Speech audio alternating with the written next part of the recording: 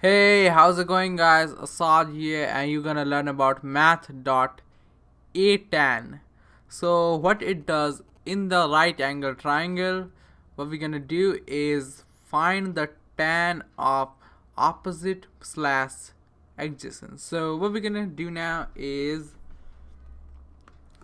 give you a metaphor and with of creating a function. So, what we're gonna do is create a function, name it as cal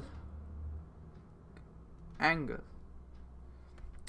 as usual for calculating angles. So create an argument called opposite comma adjacent. When we're done with that, return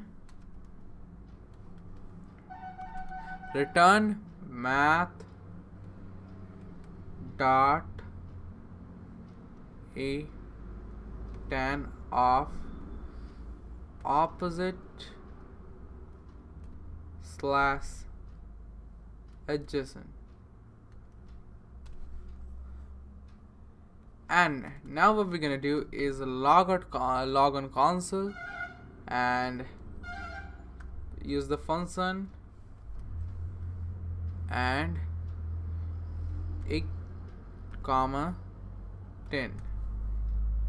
And now let's see, is find the angle of that.